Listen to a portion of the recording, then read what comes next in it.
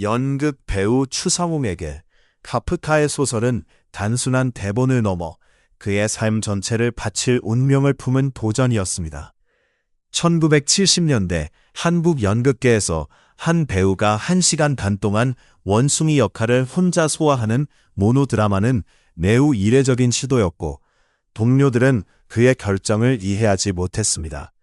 그들은 누가 돈을 내고 원숭이를 보러 오겠냐며 그를 비웃고 난리했지만, 추성웅의 마음속에는 빨간 피터라는 야수가 이미 자리 잡고 있었습니다. 그는 아내 김복순에게 단 한 번의 기회를 달라며 간절한 약속을 했고, 아내는 묵묵히 그의 결심에 동의했습니다. 추성웅은 연습실 대신 창경원 동물원으로 출근하며 원숭이를 관찰하기 시작했습니다. 그는 단순한 관찰을 넘어 인간의 탈을 벗고 짐승의 영혼을 빼앗으려는 듯한 집착에 가까운 몰입을 보였습니다. 처음엔 경계하던 원숭이들도 그의 끈질긴 시선을 받아들이며 점차 마음을 열었고, 그는 철창 속 원숭이의 눈동자에서 인간과 닮은 깊은 슬픔과 억압을 발견했습니다.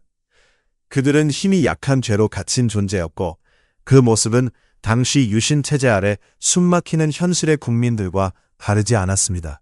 집에 돌아와서도 그는 인간으로서의 습관을 완전히 버리고 원숭이처럼 행동했습니다. 밥상에서 숟가락 대신 손으로 밥을 집어먹고, 물도 컵 대신 혀로 핥았으며, 거실 바닥을 네 발로 기어다니며 짐승의 울음소리를 내는 등 가족들은 그의 변화에 공포와 당황을 감추지 못했습니다. 그러나 그는 멈출 수 없었고, 자신의 몸과 정신을 극한으로 밀어붙이며 짐승의 영혼을 자신의 육체에 강제로 심는 메소드 연기를 넘는 경지에 도달했습니다. 추성웅이 선택한 무대는 명동 성당 뒷골목의 3일로 창고라는 작고 낡은 소극장이었습니다. 당시 이 극장은 경영난으로 폐쇄 직전이었지만, 그는 이 허름한 공간을 빨간 피터가 갇힌 감옥의 질감을 표현하기에 가장 적합하다고 생각했습니다. 그는 대본 각색, 연출, 연기 지도뿐 아니라 무대 세트 제작과 조명 설치, 포스터 디자인까지 직접 해내며 극장 운영 전반을 도맡았습니다. 돈이 없어 전문 디자이너 대신 직접 붓을 들어 투박한 글씨체로 포스터를 그렸고, 밤이면 명동 거리로 나가 포스터를 붙이며 관객들에게 간절히 기도했습니다.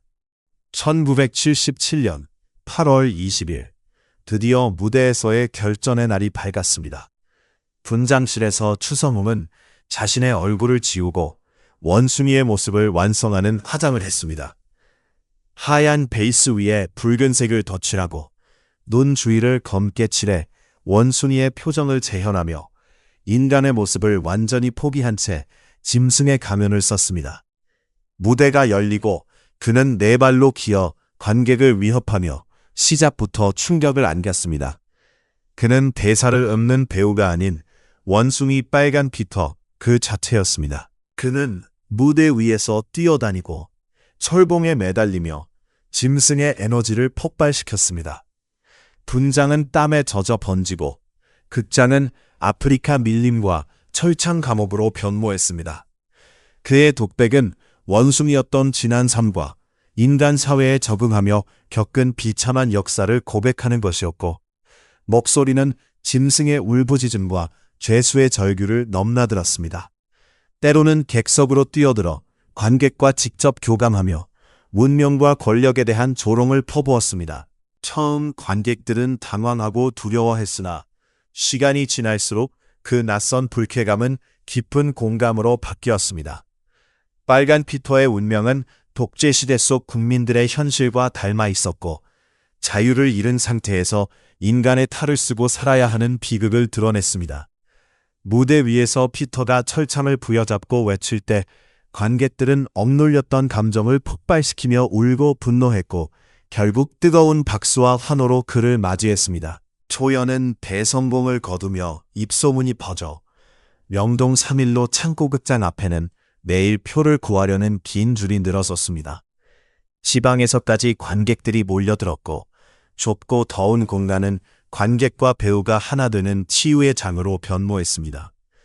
추성웅은 하루에 두세 번 무대에 올랐고, 그의 몸은 점점 쇠약해졌지만 멈출 수 없었습니다.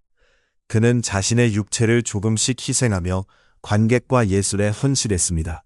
빨간 피터의 열풍은 서울을 넘어 부산, 대구, 광주, 대전까지 퍼져나갔고 각 지방 공연에서는 관객들이 극장 유리를 깨고 들어오려는 소동이 벌어지기도 했습니다. 1970년대 말 그의 이름은 단순한 배우를 넘어 하나의 문화 현상이 되었습니다. 그는 한국 연극사 최초로 1인극 1000회 공연 기록을 세웠고 일본 초청 공연에서도 전성 매진을 기록하며 몸의 언어의 위대함을 증명했습니다. 하지만 유명세와 성공 뒤에는 깊은 고독과 내면 갈등이 있었습니다. 그는 하루 수천 명의 관객과 수백 번의 박수를 받으면서도 무대가 끝난 뒤에 공허함을 견뎌야 했고 때때로 한청에 시달렸습니다. 무대 위에서 연기했던 빨간 피터가 자신에게 속삭이며 인간과 원숭이, 자신과 피터 사이에서 갈등하는 끔찍한 형벌을 느꼈습니다. 1980년대 초 추성웅은 텔레비전 드라마로 변신해 국민적 인기를 얻었지만 그곳에서는 무대 위의 야성적이고 절절한 빨간 피터가 아닌 소박하고 인간적인 아버지 역할을 맡았습니다. 대중들은 그를 웃기는 아저씨로 소비했으며 그는 자신이 진정 원하는 예술가로서의 정체성에 의문을 품게 되었습니다. 그러나 그는 방송 출연료를 모아 명동에 자신의 극장 따뜨르를 개관하며 꿈을 실현했습니다. 따뜨르는 단순한 공연장이 아닌 배우와 관객이 친구처럼 어울리고 예술가들이 모여 시대를 논하는 문화 공간이었습니다. 개관 초기 공연들은 매진을 기록했고 극장은 예술가들의 토론장으로 변신했습니다. 하지만 1980년대 대중문화 변화와 명동 임대료 상승으로 극장 운영은 점차 어려워졌고 추성웅은 낮에는 드라마 촬영, 밤에는 극장 무대, 새벽에는 지방 행사까지 뛰어다니며 극장을 살리려 애썼습니다. 과도한 스케줄과 스트레스, 불규칙한 생활은 그의 건강을 심각하게 악화시켰습니다. 신장 질환이 심해지고 몸은 자주 붓고 쇠약해졌으며 가족과 동료들은 그에게 휴식을 간절히 권했지만 그는 배우는 무대 위에서 멈추면 죽는 것이라며 멈추지 않았습니다. 그는 자신이 남은 시간이 많지 않음을 직감하고 마지막 불꽃을 태우려 했던 듯합니다. 1985년 그의 건강은 심각한 위기에 처했고 신두전증과 폐혈증으로 급성 장기 부전이 진행되었습니다. 12월 춘순 연습 도중 가슴 통증으로 쓰러졌고 병원 응급실로 이송되어 중환자실에 입원했습니다. 그의 가족과 동료들은 병실 앞에서 기도하며 그가 회복하기를 간절히 바랐지만 상태는 점점 악화되었습니다. 12월 25일 크리스마스에도 중환자실 앞은 침묵에 쌓였고 연극계 거목들이 그의 곁을 지켰습니다. 의료진의 최선의 노력에도 불구하고 그의 신체는 점차 무너졌고 12월 29일 오후 결국 생을 마감했습니다. 그의 죽음은 연극계뿐 아니라 국민 모두에게 큰 충격과 슬픔으로 다가왔습니다. 그의 장례식은 대학로에서 엄숙히 치러졌고 수천 명이 참석해 마지막 길을 배웅했습니다. 동료 배우들은 그의 죽음을 애도하며 무대가 없는 곳에서 편히 쉬라며 인사를 전했고 영정사진 속 그의 표정은 빨간 피터의 그 묘한 미소를 닮아 있었습니다.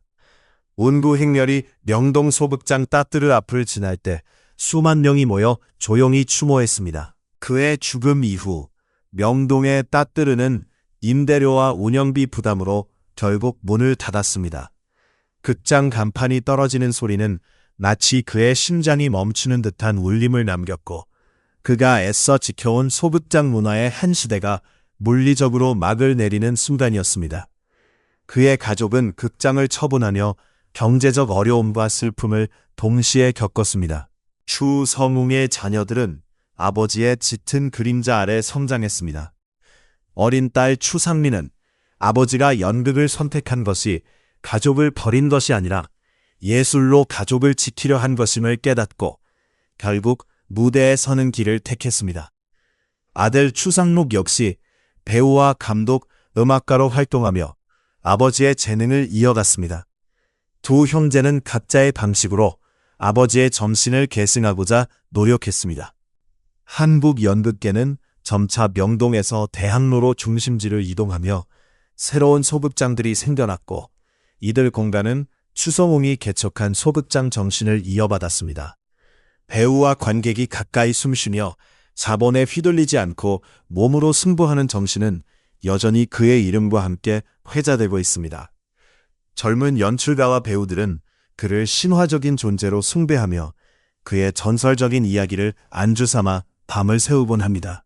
1990년대 중반 연극을 멀리했던 딸 추상미는 결국 아버지의 길을 걷기로 결심했고 어머니 김복수는 남편의 손때 묻은 대본을 건네며 딸을 응원했습니다. 추상미는 아버지의 대본 곳곳에 적힌 캐릭터 분석과 감정선 메모를 따라가며 아버지가 천재였던 동시에 노력하는 장인이었음을 깨달았습니다. 아버지에 대한 원망과 이해 사이에서 그녀는 진정한 예술가로 성장했습니다. 추성웅의 후대들은 아버지의 무게를 견디며 자신만의 예술 세계를 구축했고 그들은 배우란 무대 위에서 외로운 존재이며 그 외로움을 견뎌내는 힘이 실력이라는 아버지의 말을 마음에 새겼습니다. 시간이 흘러도 빨간 피터의 정신은 죽지 않았으며 그의 이야기는 후배 배우들에게 영원한 화두가 되었습니다. 2000년대에 들어서도 추성웅을 기리는 추모 공연과 헌정 무대가 끊이지 않았으며 다양한 배우들이 빨간 피터 역할에 도전했습니다. 그러나 올드 팬들은 그 누구도 추성웅의 독특한 카리스마와 시대적 절박함을 완벽히 재현할 수 없음을 인정했습니다. 그의 연기는 단순한 기술이 아닌 1970년대라는 시대의 공기와 절박함, 그 자신만의 고유한 정서가 결합된 독보적인 것이었습니다. 추성웅은 단순한 전설이 아닌 지금도 대학로 소극장 어딘가에서 무대를 꿈꾸는 무명 배우들의 영감이자 수호 성인으로 남아 있습니다. 그는 관객을 속이지 않고 자신을 속이지 않으며 생명을 걸고 연기하는 진정성의 상징이며 한국 연극이 상업주의의 파도 속에서도 그 정신을 지키도록 해준 든든한 버팀목입니다. 그의 불꽃은 명동에서 시작해 대학로, 홍대, 전국 무대로 이어지고 있습니다. 추성웅이 남긴 자유와 열정의 가치는 지금도 우리에게 절실한 메시지를 전합니다. 그는 인간의 완벽함을 꿈꿨지만 현실의 한계와 고독 속에서 자신의 결핍과 상처를 무대 위에서 불태웠고 그 빛은 동시대를 사는 우리 모두의 마음을 비추었습니다. 1970, 80년대 삼실과 억압의 시대 속에서 그는 우리 대신 울고 분노하며 미친 광대였습니다. 그의 땀방울은 노동자들의 소주 한 잔 같았고 억눌린 청춘들의 비명과 같았습니다. 그는 단순한 배우를 넘어 시대의 아픔을 온몸으로 받아낸 무단이자 치유자였습니다. 그의 공연을 본 한 시민은 그가 내 무릎에 앉아 바나나를 까먹는데 나도 모르게 눈물이 쏟아졌다. 그분이 그렇게 치열하게 사니 나도 살아야겠다는 용기를 얻었다고 회상했습니다. 수십 년이 흘러 그를 기억하는 이들의 머리에는 흰 서리가 내렸지만 1977년 여름 그 뜨거웠던 빨간 피터의 기억은 여전히 가슴속에 빛나는 보석처럼 자리하고 있습니다. 추성웅은 단순한 추억이 아닌 가장 순수하고 절박했던 한 시대의 증인이었습니다. 그가 지금 살아있다면 나는 단 한순간도 내 삶을 연기하지 않았다. 무대 위에서 흘린 땀과 눈물은 모두 진짜였다고 말했을 것입니다. 그의 광대 정신은 단순한 웃음이 아니라 비극을 희극으로 승화시키는 힘, 고통 속에서도 유머를 잃지 않는 여유, 죽음 앞에서도 예술을 놓지 않는 용기였습니다. 44세라는 젊은 나이에 멈춘 그의 시간은 육체의 죽음으로 끝나지 않았습니다. 오늘도 대학로 소극장 문틈이나 명동 골목 어귀에서 빨간 피터의 거친 숨소리가 들리는 듯합니다.